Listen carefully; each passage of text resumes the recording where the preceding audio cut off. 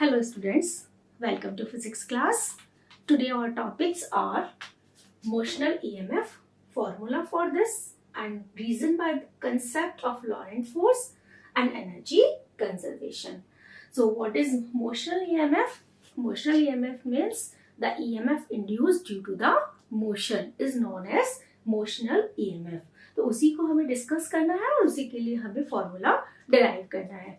हमने देखिए कि हमारे पास एक प्लेन है जिसमें मैग्नेटिक फील्ड का जो डायरेक्शन है वो इनवर्ट है और हमने यहाँ पर एक फ्रेम प्लेस किया हुआ है PQRS एंड इस फ्रेम में यहाँ पर एक पिस्टन लगा हुआ है, तो स्लाइडिंग है कि हम इसको जो है स्लाइड करके इसका एरिया इंक्रीज और डिक्रीज कर सकते हैं। इसका लेंथ है L और विड्थ है X। तो इनिशियली जो फ्रेम है उसका एरिया है A equals to L into X। This is equation number 1। Okay, अब अगर आप इसे V जो इससे फ्लक्स एसोसिएट होगा वो कितना होगा, फाई इक्वल्स टू हमारे पास फॉर्मूला होता है BA cos थीटा, राइट। अब BA cos थीटा मतलब थीटा मैग्नेटिक फील्ड और एरिया वेक्टर के बीच का एंगल है। तो अगर आप फ्रेम के उस साइड खड़े होते तो एरिया वेक्टर का डायरेक्शन भी वही होता और मैग्नेटिक फील्ड का डायरेक्शन भी वही होता।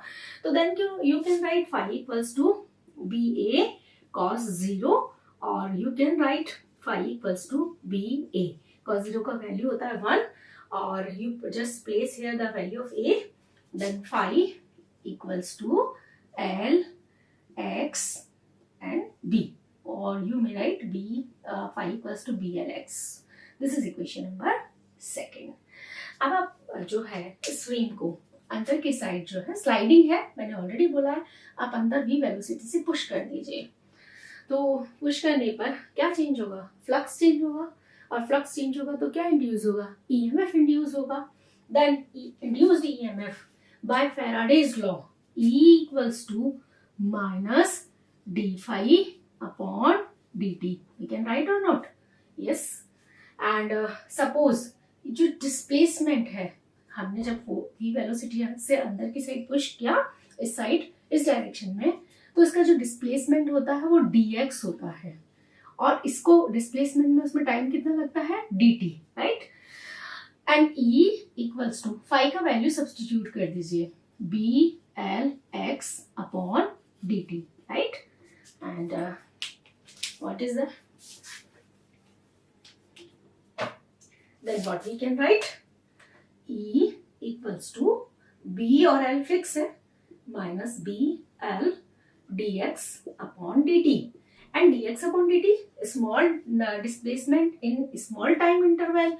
You write that velocity, but this velocity is negative, minus dx upon dt equals to V. You can write, क्यों देखो what is the velocity? Velocity और velocity मतलब change in rate of change of displacement or the ratio of displacement to the time is known as velocity. It means अगर velocity की बात कर रहे हैं तो फाइनल पोजीशन क्या होता है, फाइनल माइनस इनिशियल। तो आपने अंदर वाली साइड इसको मूव करवाया है तो फाइनल जो है वो कम है और इनिशियल हमारी ज्यादा है, तो हमारे पास क्या हो जाएगा, वेलोसिटी नेगेटिव आएगी। E इक्वल्स टू हम क्या लिखेंगे BL V। ओके, तो ये हमारे पास क्या आ जाएगा, इंड्यूस EMF आ जाएगा, राइट। क्या किया हमने, पहले हमने एरिया निकाला जो फ्रेम है उसका, उसके बाद हमने क्या निकाला, उससे एसोसिएट फ्लक्स निकाला।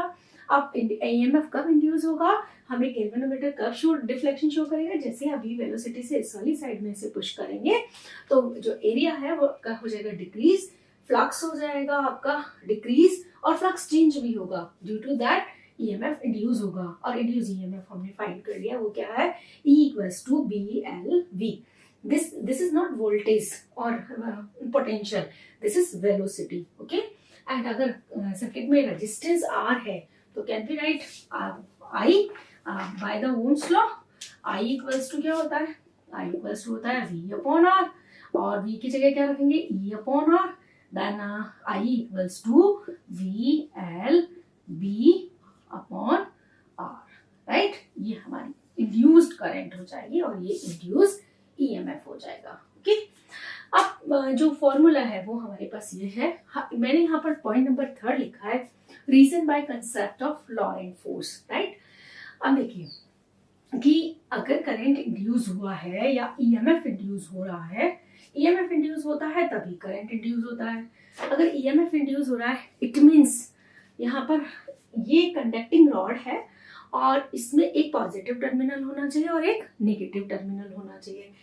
इट मींस यहाँ पर ऐसा होना चाहिए कि इसके अंदर सपोज कोई चार्ज है, ठीक है, और चार्ज को आपने v वेलोसिटी से इस वाले डायरेक्शन में मूव करवाया है। हम जो चैप्टर 4 पढ़कर आए हैं मूविंग चार्ज एंड मैग्नेटिज्म, उसमें हमने डिस्कस किया है कि अगर चार्ज मूव करता है v वेलोसिटी से इन यूनिफॉर्म मैग्नेटिक फील्ड तो it's experience some force that is known as Lorentz force. और लॉरेंट फोर्स में तो इलेक्ट्रिक फील्ड भी इंक्लूडेड होता है, लेकिन अगर ओनली मैग्नेटिक फील्ड हो तो then what we can write F equals to Q V cross B, right. ये हमने प्रीवियसली चैप्टर 4 में पढ़ा है कि अगर कोई चार्ज मूव कर रहा है v वेलोसिटी से in uniform magnetic field it experience some force, उस फोर्स को हम बोलते हैं लॉरेंट फोर्स। वो किसके लिए? मैग्नेटिक फील्ड के लिए, राइट। तो अब देखिए जो वेलोसिटी है उसका डायरेक्शन ये है और मैग्नेटिक फील्ड का डायरेक्शन ये है, यानी कि दोनों के बीच में जो एंगल है वेलोसिटी और मैग्नेटिक फील्ड दोनों के बीच में एंगल कितने डिग्री का है? 90 डिग्री का है। तो then we can write A vector है ये Q V साइन 90 डिग्री और you can write Q V F equals to, ठीक है। अब हम जानते हैं कि एक डेफिनेशन और पढ़ी है हमने वर्क का। क्या है वो वर्क की डेफिनेशन? वर्क इक्वल्स टू हम लिखते हैं QV, प्रीवियसली हम पढ़कर आए हैं। This is not velocity, this is potential. Okay, तो पोटेंशियल को यानी इंड्यूस ईएमएफ को हम किस फॉर्म में लिख रहे हैं? E की फॉर्म में। तो W इक्वल्स टू QE और W upon Q equals to हम E लिख सकते हैं। यही होता है ना पोटेंशियल इलेक्ट्रिक पोटेंशियल का डेफिनेशन यही होता है कि work done by unit charge is known as potential. Okay, then what is the value of that? और क्या लिख सकते हैं? E इक्वल्स टू लिख सकते हैं हम E इक्वल्स टू लिख सकते हैं LV, राइट। ये हो सकता है ना, यही होता है इंड्यूस ईएमएफ का जो फॉर्मूला है वो हमारे पास क्या है? LV, यानी कि work done by per unit charge is known as induce EMF और इंड्यूस ईएमएफ कितना हो जाएगा? LV ऑलरेडी हम निकाल चुके हैं। अगर इस पर लॉरेंट फोर्स काम कर रहा है, यानी जो फोर्स काम कर रहा है किसी भी मूविंग चार्ज पर, तो उसका डायरेक्शन क्या होगा? उस फोर्स का डायरेक्शन होगा, देखो ये वेलोसिटी और मैग्नेटिक फील्ड का जो प्लेन है उसकी परपेंडिकुलर डायरेक्शन होगा। सपोज अगर जो आपका मैग्नेटिक फील्ड है अगर उसका डायरेक्शन है आपका इन जे कैप और आपका अगर वेलोसिटी का डायरेक्शन है इन आई कैप, तो हमारा जो डायरेक्शन होगा यानी फोर्स एक्सपीरियंस का डायरेक्शन होगा वो दैट इन डायरेक्शन ऑफ के कैप, यानी फोर्स का भी हमें डायरेक्शन देना होगा। ये हमारा क्या है? मतलब ये रीजन है कि अगर ईएमएफ इंड्यूस हुआ है तो क्यों हुआ है, क्या रीजन है ईएमएफ इंड्यूस होने का, वो हमने यहाँ पर देखा कि फोर्स कितना होता है, फोर्स कितना लगेगा उस चार्ज पर? QV लगेगा। और वर्क डन हमने क्या किया है? वर्क डन किया है तो वर्क डन कितना होगा हमारे पास? Work done is known as induce EMF और इलेक्ट्रिक पोटेंशियल, तो हो जाएगा LV। Okay, and this induce or you can say motional EMF follows energy conservation law। Energy conservation law को फॉलो करता है। कैसे? It's follow energy conservation law. Energy conservation law के according जब हमने इसमें किसी भी आप इसमें जब करंट आपने जब इसको v वेलोसिटी से इस वाली साइड पुश किया तो इसमें क्या कर इंड्यूस होता है? ईएमएफ, और ईएमएफ की वैल्यू अभी हमने निकाली है, वो क्या थी? LV और V नंबर 1। देन इसमें क्या इंड्यूस होता है, करंट इंड्यूस होता है। Then current equals to I equals to E upon R। Then we can write LV upon R, right. और इससे क्या होगा, जब करंट फ्लो होगी और रेजिस्टेंस R होगा तो हीट प्रोड्यूस होगी। और हम जानते हैं कि हीट एनर्जी इक्वल्स टू क्या होता है, H equals to I square R। और क्या लिख सकते हैं हम इसे, I की जगह वैल्यू प्लेस कर दो, L square V square upon R square into R से R कैंसिल। तो हीट जो प्रोड्यूस होता है ड्यू टू द करंट वो हमारे पास हो जाएगा L square V square B square upon R। This is equation number 1। And जब आप किसी भी करंट कैरिंग कंडक्टर को किसी मैग्नेटिक फील्ड में प्लेस करते हो तो इट्स एक्सपीरियंस सम फोर्स।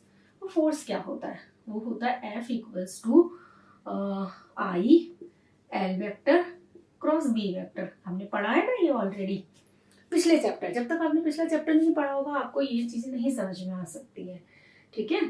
तो F इक्वल्स टू ये लिखा जा सकता है, या F इक्वल्स टू हम लिख सकते हैं I L B sine theta. और थीटा कितना है, L और V के बीच में वो हमारा क्या होगा 90 डिग्री। तो हमारे पास क्या हो जाएगा F equals to I L B। This is equation number 3। और इक्वेशन नंबर 3 में इक्वेशन नंबर 2 से वैल्यू, ये वाला equation number 1, this is equation number 2 and this is equation number 3, right. Equation number 2 से I का वैल्यू रख लीजिए। तो F इक्वल्स टू हो जाएगा हमारे पास L B V upon R और I L B, okay sorry L B। तो हम क्या रख सकते हैं, इसको क्या हो जाएगा ये हमारे पास L B। तो हमारे पास हो जाएगा L square B square V upon R। And जब हम इस फ्रेम को अंदर वाली साइड पुश करते हैं यानी एरिया को डिक्रीज करते हैं तो mechanical work has to be done. और मैकेनिकल वर्क की क्या हमारे पास मैकेनिकल वर्क का क्या फॉर्मूला है, मैकेनिकल वर्क का हमारे पास फॉर्मूला होता है W equals to F V for velocity, this is force. तो F कितना है हमारे पास L square V into V upon R, और you can say L square V square B square upon R. This is equation number 4. This is 4 and this is 5. Okay, so then equation number 3 and equation number 5 is same. ये तो electrical energy है जो current flow होने की वजह से हमारे पास है, और this is the mechanical energy जिसमें हमने फ्रेम को पुश किया है, अंदर वाली साइड एरिया को डिक्रीज किया है। अगर दोनों एनर्जी सेम है तो it's follows energy conservation law. यानी मोशनल जो इस मोशनल ईएमएफ में जब इंड्यूस होता है तो क्या फॉलो करता है, it's follows energy conservation law. ये वाली जो एनर्जी है ये इलेक्ट्रिकल एनर्जी है, और ये वाली जो एनर्जी है वो कैसी है, वो आपकी मैकेनिकल एनर्जी है। अगर दोनों एनर्जीज इक्वल हैं तो ये एनर्जी कंजर्वेशन लॉ को फॉलो करेगा।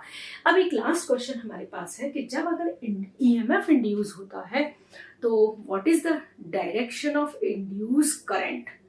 अगर ईएमएफ इंड्यूस हुआ है तो ऑब्वियसली करंट इंड्यूस हुई है, तो इस फ्रेम में करंट का डायरेक्शन क्या होगा। या तो आप इसे फ्लेमिंग के राइट हैंड रूल से दीजिए। फ्लेमिंग का राइट हैंड रूल हमें क्या कहता है, if thumb shows the direction of motion, if thumb shows the direction of motion and your first finger yani pointing finger shows the direction of magnetic field, then your middle finger shows the direction of induced current। हम already पढ़ चुके हैं ऐसे। रखिए ये हमारा motion का direction है, और thumb shows the direction of motion, first finger shows the direction of magnetic field, invert था। तो हमारी मिडिल फिंगर का जो डायरेक्शन है वो कहाँ है, डाउनवर्ड है। यानी कि जो हमारा इसमें जो करंट इंड्यूस होगी उसका डायरेक्शन क्या होगा, वो ये होगा, राइट। अब आप इसमें लेंज लॉ लगाकर देख लीजिए। देखिए क्योंकि हम क्या कर रहे हैं, एरिया को डिक्रीज कर रहे हैं, यानी कि फ्लक्स का अमाउंट कम कर रहे हैं। अब जो करंट इंड्यूस होगी उससे जो मैग्नेटिक फील्ड इंड्यूस होगा उसका डायरेक्शन और इस वाले मैग्नेटिक फील्ड का डायरेक्शन सेम होना चाहिए, यानी कि मैग्नेटिक फील्ड इंक्रीज करना है हमें। देखो अगर फिंगर्स को हम in the direction of current curl करते हैं तो thumb shows the direction of magnetic field, तो यहाँ थंब कहाँ जा रहा है, इनवर्ट जा रहा है, यानी कि क्या हो रहा है, ये मैग्नेटिक फील्ड को इंक्रीज कर रहा है। हमने बाय मोशन क्या किया, मैग्नेटिक फील्ड को डिक्रीज किया है। अब अकॉर्डिंग टू लेंज लॉ हमें क्या करना है, इंड्यूस ईएमएफ का इंड्यूस करंट का डायरेक्शन ऐसा होना चाहिए कि उससे जो मैग्नेटिक फील्ड प्रोड्यूस होगा वो इस डायरेक्शन में हो कि वो मैग्नेटिक फील्ड को इंक्रीज करे इन प्लेस ऑफ डिक्रीज। तो कैसे होगा, क्योंकि ये भी इनवर्ड है और इसका डायरेक्शन भी इनवर्ड है, तो मैग्नेटिक फील्ड क्या हो जाएगा, आपका इंक्रीज हो जाएगा। Thank you class.